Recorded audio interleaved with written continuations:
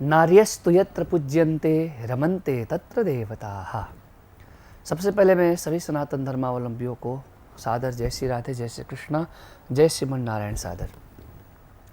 आज हम चर्चा करेंगे, बहुत सारे हमारी माताएं बहनें ये प्रश्न किया करती हैं कि रजस्वला के समय में, मासिक धर्म के समय में हमें क्या करना चाहिए, क्या नहीं करना चाहिए। क्या हम पूजन कर सकते हैं, क्या हम व्रत कर सकते हैं, क्या हम जप कर सकते हैं, क्या हम मंदिर तीर्थधाम आदि में प्रवेश कर सकते हैं। वैसे तो कहा गया है नार्यस्तु यत्र पूज्यन्ते रमन्ते तत्र देवताः। नारी शक्ति सर्वोपरि है। यूँ कहे नारी ही एकमात्र शक्ति है, बाकी तो सब शक्तिमान है। और दुनिया के कोई भी शक्तिमान बगैर शक्ति के वो शक्तिमान नहीं है। एतदर्थ नारी शक्ति सर्वश्रेष्ठ शक्ति है। और हमारे सभी धर्म, पुराण, इतिहास, स्मृति, नीति, वेद सभी जगह नारी को सर्वश्रेष्ठ बताया गया है, नारी को आदरणीय बताया गया है, नारी को पूजनीय बताया गया। यहाँ तक कि वेद श्रुति भी कहती है सबसे पहले मातृदेवो भव, फिर पितृदेवो भव, फिर आचार्य देवो भव, फिर गुरुदेवो भव। यानी सबसे पहले किसी का पूजा किया गया है तो वो कौन है? मातृशक्ति है, मातृदेवो भव। तो हमारे धर्म शास्त्र में, पुराण, इतिहास, स्मृति सभी जगह हमारे नारी शक्ति का बहुत आदरणीय दृष्टि से देखा गया है, पूजा गया है। और यहाँ तक कहा गया है कि घर का भी नाम एक नारी से ही है, एक गृहिणी से ही है। आया है ना, न गृहम गृहमित्याहुः गृहिणी गृहमुच्यते। यानी ईंट पत्थर आदि मकान को घर नहीं कहते हैं। यदि खूब सुंदर आप ईंट पत्थर का सुंदर मकान प्रासाद बना दिए कि उसमें 3D टाइल्स आदि से खूब उसको सज्जित कर दिए, अलंकृत कर दिए, फिर भी वो घर नहीं है जब तक उस घर में घरवाली न हो, है ना, एक नारी शक्ति न हो, स्त्री न हो। अर्थात ईंट पत्थर मकान को हम घर नहीं कहते, अपितु जिस घर में नारी शक्ति निवास करती है, जिस घर में वो मातृशक्ति निवास करती है, उसे ही हम घर कहते हैं। अर्थात नारी के बिना घर भी क्या है? स्मशान के तरह, वो एक ईंट पत्थर ही है, न कि घर है। इतना नारी का हमारा सम्मान शास्त्र में ऋषि मुनियों ने किया और अनादि से किया। अस्तु, आज भी हमारा भारत देश को सम्मान से यदि संपूर्ण विश्व देखता है, भारत के आज पूरे विश्व के कोने कोने में यश कीर्ति की पताका फहर रही है, लहरा रही है, तो इसका कारण ये है कि एक हमारे भारत में सबसे अधिक किसी का सम्मान होता है तो नारी शक्ति का है, मातृशक्ति का है। यूँ कहते हैं सब देश पुरुष है, पर हमारे भारत का नाम भारत माता क्यों कहा गया है? क्योंकि यहाँ पर नारी को प्रधानता दी गई है, नारी का सम्मान किया गया है, नारी को आदरणीय बताया गया है, नारी का सर्वोपरि बताया गया है, नारी का सबसे पहले पूजन किया गया है। इसलिए भारत ही एक मातृ देश है जिसको भारत माता कहा गया है।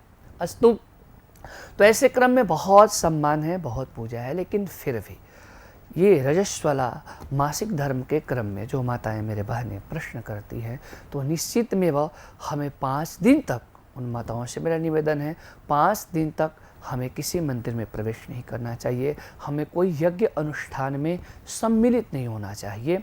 अस्तु, हाँ, हम भगवान का नाम ले सकते हैं। जिस देश में, जिस भेष में, परिवेश में रहो, राधा रमण राधा रमण राधा रमण कहो। भगवान का नाम तो हम किसी भी देश में, किसी भी भेष में, किसी भी अवस्था में, किसी भी दशा में, किसी भी स्थान पर, किसी भी स्थिति परिस्थिति में भगवान का नाम ले सकते हैं। क्योंकि भगवान का नाम श्वास श्वास पर कृष्ण भजी वृथा श्वास जनिक होए। भगवान का नाम तो हर श्वास पर लेने के लिए कहा गया है। तो भगवान का नाम, भगवान की आराधना आदि निषेध नहीं किया गया। आप उस स्थिति में भी नाम ले सकते हैं, क्योंकि भाय कुभाय अनक आलसहूँ नाम जपत मंगल दिशि दसहूँ। जिन भगवान का नाम भाव से ले, कुभाव से ले, अनक में ले, आलस्य में ले, सोते जगते जिस भी अवस्था में आप भगवान का नाम ले, वो तो मंगल ही मंगल करता है। अजामिल के भी क्रम में सांकेत्यम पारिहास्यम वा स्तोभमहेलनमेव वा वैकुंठ नाम ग्रहणम मसे साखारम विदुहु।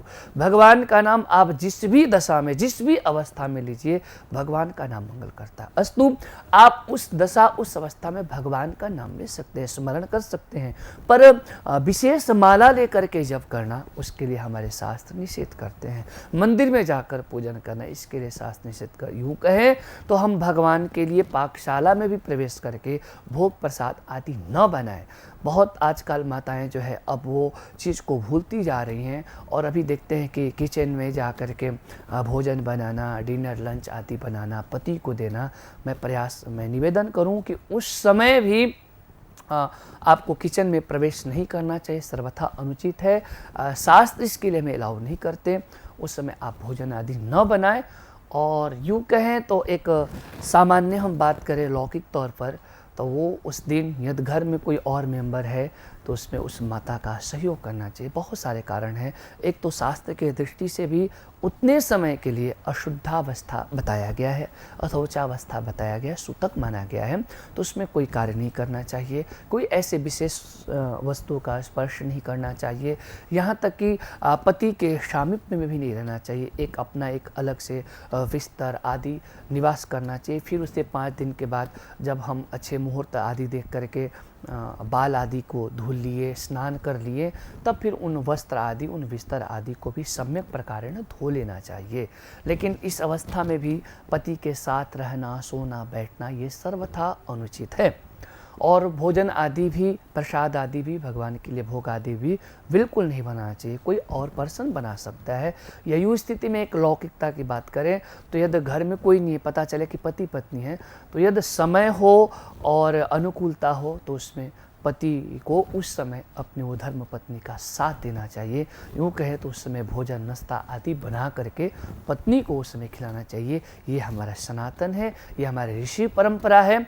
इसलिए एक तो एक सामान्य बात। दूसरा बात, 5 दिन बिल्कुल कोई कार्य न करें, अपने स्थान पर है, भोजन प्रसाद करें और भगवान का नाम लें।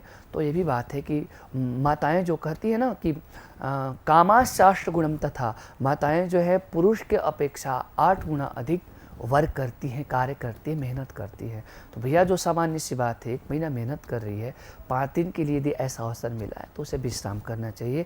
फिर वो मासिक धर्म के समय उस अवस्था में माता जो है काफ़ी शक्ति क्षीण हो जाती है, उनका एनर्जी जो है लॉस होता है, तो स्थिति में भी वो काम करने योग्य नहीं होती हैं। तो यूँ है 5 दिन तो उन्हें विश्राम करना चाहिए और 5 दिन के बाद वो पूर्ण रूप से विशुद्ध हो जाती है, स्नान आदि करके पुनः वो सब कार्य को नित्य के भांति कर सकती हैं। और अभी जो है काफ़ी कई जगह ये भी होता है, विरोध करते हैं कि भाई ऐसा क्यों, स्त्री को क्यों उस समय अशुद्ध माना गया, क्यों उन्हें गलत कहा गया। बहुत सारे ऐसे माताएं बहनें होती हैं, किसी के बहकावे में मतलब इसका निषेध करने लगती हैं, विरोध करने लगती हैं कि ये तो हमारे स्त्री जाति का अपमान है, हम नारियों का, हम मातृशक्तियों का अपमान है। तो बिल्कुल नहीं। देखिए, ऐसा नहीं कि उस समय आप अशुद्ध हो गए तो बिल्कुल आप गलत हैं, खराब है, या आपको कोई एक तुच्छ दृष्टि से देख रहा है। देखिए, हर व्यक्ति शुद्ध होता है, हर व्यक्ति अशुद्ध होता है। इसीलिए कहा गया है ना कि ऐसा नहीं कह सकते हैं कि जैसे अभी कई लोग जाति भेद करते हैं कि ब्राह्मण श्रेष्ठ हैं तो चतुर्थ वर्ण जो है वो श्रेष्ठ नहीं। ऐसा नहीं, ब्राह्मण भी श्रेष्ठ है, चतुर्थ वर्ण भी श्रेष्ठ है। बस एक समय एक अवस्था में ब्राह्मण भी अशुद्ध हो जाता है, अश्रेष्ठ हो जाता है और श्रेष्ठ हो जाता है। जैसे कि कोई लघु संका जाता है, दीर्घ संका जाता है, लैट्रिन आदि जाता है, तो उस समय हर व्यक्ति अशुद्ध होता है। जब तक वो अपने अच्छी तरह से हाथ न धुले, पैर न धुले, स्नान न करे, तो वो चाहे कोई भी व्यक्ति हो उस समय के लिए अशुद्ध माना जाता है। या हॉस्पिटल के क्रम में हो, किसी रोग आदि के समय में हो, तो उस समय कहते हैं ना कि जब तक ये स्नान न किए वो अशुद्धावस्था में। क्यों है? उसके पीछे एक सामान्य कारण भी है कि आदमी हॉस्पिटल में जाता है, बीमार जाता है, तो बहुत सारे वायरस, बहुत सारे ऐसे कीटाणु, बैक्टीरिया होते हैं जो व्यक्ति को पकड़े होते हैं, तो स्नान से वो विशुद्ध हो जाता है। जैसे अभी कोरोना काल में हम लोग कहते हैं कि भेद जो करते हैं वो एक समय, देश काल, परिस्थिति के अनुसार भेद करना चाहिए, न कि किसी जाति को लेकर के, किसी नारी को लेकर के, किसी पुरुष विशेष को लेकर के, किसी बड़े छोटे को लेकर के ऊंच नीच। ये जाति भेद सर्वथा जो है मूर्खतापूर्ण है। बाकी जैसे अभी कोरोना काल में क्या हुआ था कि अच्छे लोग बीमार पड़ गए थे और कोरोना से जब ग्रसित हुए थे तो हुआ था ना कि थोड़ा डिस्टेंस बना करके रहिए, मास्क का प्रयोग करिए, सैनिटाइज हाथ करिए। तो उस समय आप क्या कहिएगा? सगा व्यक्ति पता चले कि सगे भाई को कोरोना हो गया है तो सगा भाई छू नहीं रहा है, उसे टच नहीं कर रहा है, उसको एक अलग से रखा जा रहा है। तो ये क्या है? ये सुरक्षा है इसमें। अस्तु कोई अशुद्ध नहीं, कोई शुद्ध नहीं, एक देश काल परिस्थिति के अनुसार शुद्ध व्यक्ति भी अशुद्ध होता है, अपवित्र होता है, पवित्र होता है। अस्तु, तो ये विशेष रूपेण इसे हमें इसका विरोध नहीं करना चाहिए, हमें शास्त्र के बात को फॉलो करना चाहिए। तो वो जो मासिक धर्म के समय, रजस्वला के समय, जो 5 दिन का समय है, उस दिन हमें कोई कार्य नहीं, पर हम भगवान का नाम ले सकते हैं। माला जप न करें, मंदिर में न जाएं, किसी विशेष पूजन अनुष्ठान में न करें। एक और भी बात इसमें होता है, कई बार क्या होता है कि माताएं यज्ञ में, अनुष्ठान में बैठती हैं, उस अनुष्ठान के क्रम में जब वो ऋतुमती होती है, रजस्वला से युक्त होती है, तो कहते हैं उस समय वो माता वहाँ से उठ सकती हैं और उनका जो गठबंधन, उनका चुनरी आदि होता है, वो पति लेकर के सारे अनुष्ठान को संपन्न कर सकते हैं। जय श्री राधे, जय श्री मन नारायण। साधन।